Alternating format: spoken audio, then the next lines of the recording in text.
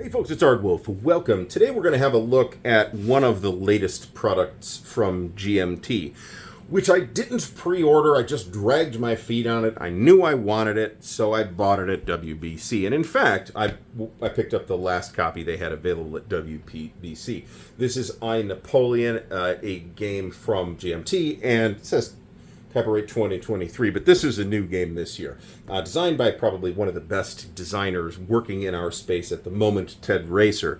So the box is in the sort of weird size, 2.5 inches or so box from GMT.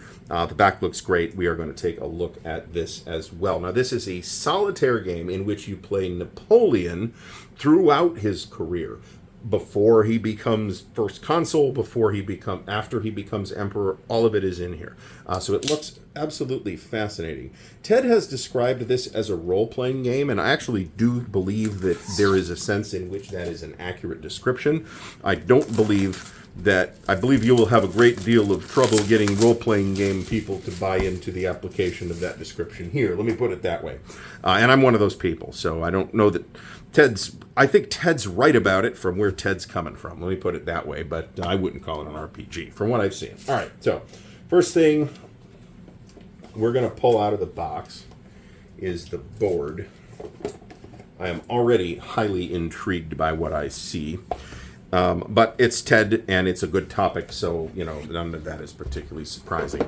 So, I don't know how visually striking this is going to be. I think it is very well done graphically in terms of the board, but it is fundamentally just a big display to show you where you lay cards out. So this is a good look at it, and up in the corner, I'm not sure how much of the general records track you will be able to see. It is a mounted board. It is pooching a little bit, but not too much, so that makes me happy. So there is a rule book, which is 24 pages. Full color, as we've come to expect from GMT. Matte finish paper, which I also prefer. We don't always see that from GMT, but we usually do. This looks incredibly promising. If there is sufficient demand, I might be talked into doing a playthrough of this, but I also have a number of other projects that are kind of required to get into before I can really dig into this. So the rulebook looks good. There is also a playbook, and the playbook is 32 pages. I don't know if this really has multiple scenarios, but there is a quick start guide in here.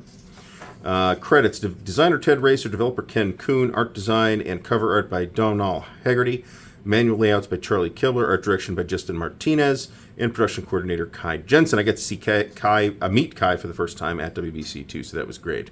All right, and then the quick start guide looks very handy. We do have an example of play. Again, I've said this many times before, but I don't believe that is an optional feature in a modern war game.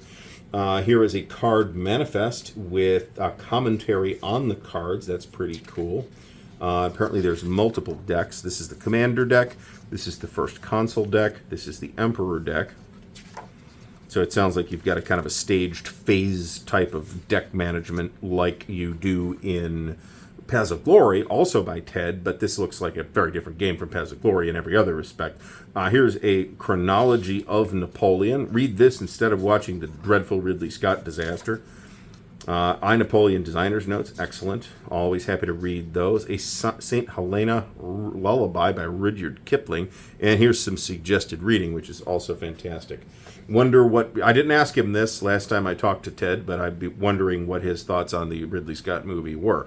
On the back of the rulebook, we have an income marker chart, which is not on the map board, and a sequence of play, which is on the map board, but not in this level of detail. But that's fine. I don't mind that. All right. So we have this campaign battle map. So when you begin an actual military campaign, you will kind of play it out on this campaign battle map, which is double-sided, but on the back you have the potential campaign selection table, which is very interesting. Now this is maybe, I don't know that it's the most unusual counter sheet I've ever seen in a game, but it's a weird one for GMT especially. This is the counter sheet. It is the long half of one 8.5 by 11 card, and the counters themselves look like they are close to an inch, if not an inch. Pre-rounded. I know people expect me to be all mad when games come with pre-rounded counters. That is nonsense. I am delighted when I don't have to do that. We do get a die, which is comes in a little tiny baggie, which is a bit senseless, but if it's part of the process by the printer, who cares? All right, so gold numbers and a green color, and a 10 instead of a 0. That's nice. I don't think this is super duper readable. I do like the color selection for this particular theme, however. Now, inside the box, we will also find a bag of baggies, which I will find a use for somewhere, possibly even here. Good chance they'll be here, actually. 3 bundles of cards, so you've got a total of quite a lot of cards. And this spacer, which is...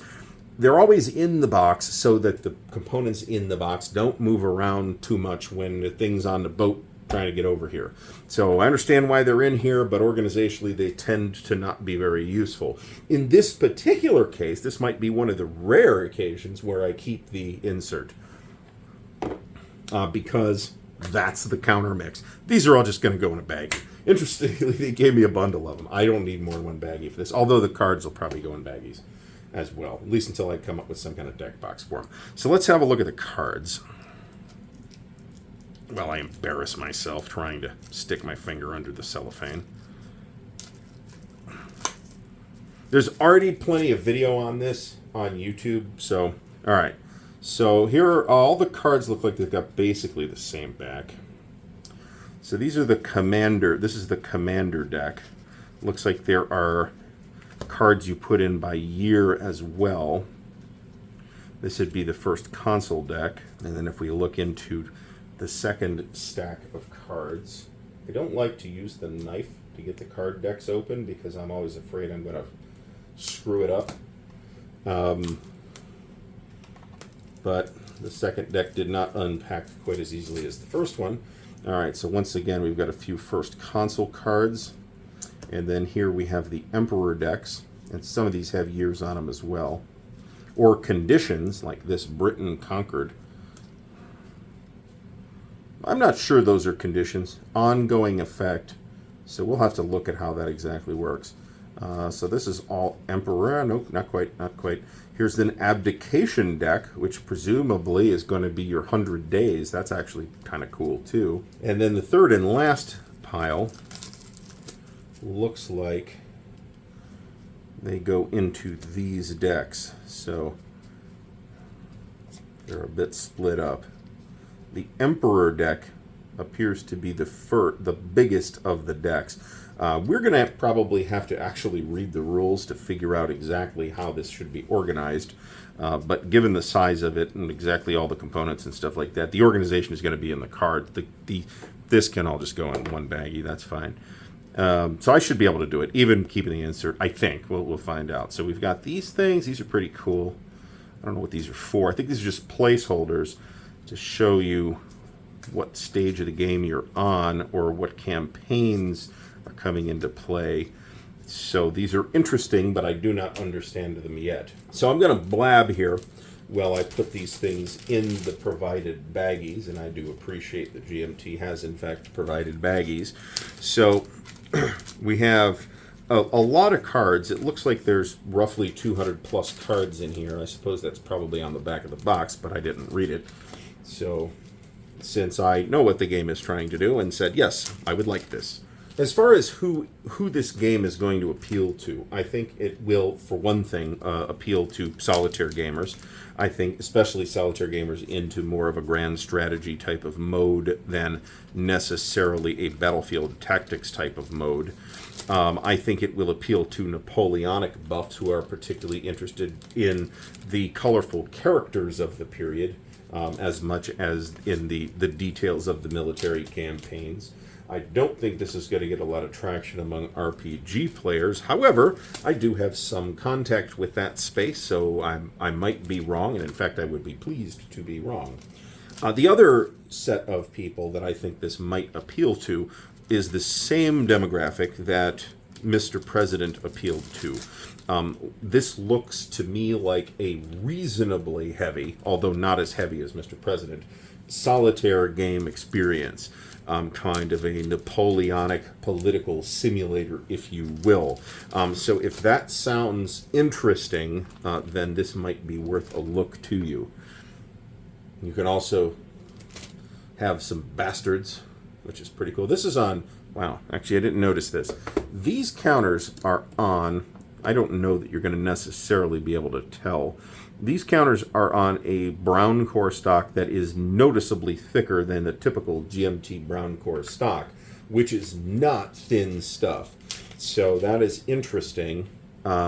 We do appear to have the same phenomenon that we had in Mr. President, where there is a little bit of corner nib in evidence, even though the counters are pre-rounded. That's annoying, but it does appear to be less obvious here than it was in Mr. President, where I actually tried to run those pre-rounded counters through a clipper, which I resent having had to do that. Let me put it that way. I mean, I'm not writing a letter to Congress over it. It's not that big a deal, but it was still a little bit irritating. All right, so how are we going to be able to fit these in here? I will probably come up with some kind of card deck storage deal where I either 3D print something, which is possible, or use the card boxes from Cube for Me. Although those are smaller than one would. I mean, certainly you need a pile of them for all these cards. Might also be inclined to protect the cards with sleeves, and I probably have enough sleeves just sitting around to cover all these cards. I suspect that that's the case. Fascinating looking game from GMT and award-winning designer Ted Racer, Napoleon. Massive thanks to the patrons of Ardwulf's Lair, whose support and encouragement make what we do at Ardwulf's Lair possible. Thank you, patrons. Links to help support the channel are in the video description, so check out the Patreon, the Ko-Fi, and the merch store, where you can get snazzy Ardwulf's Lair t-shirts, drinking vessels, and other cool swag. There is also an affiliate link for Noble Knight Games in the video description. If you buy stuff through that affiliate link, it helps to support the channel with Noble Knight store credit. Thank you, Noble Knight. Until next time, thanks for watching, and happy gaming.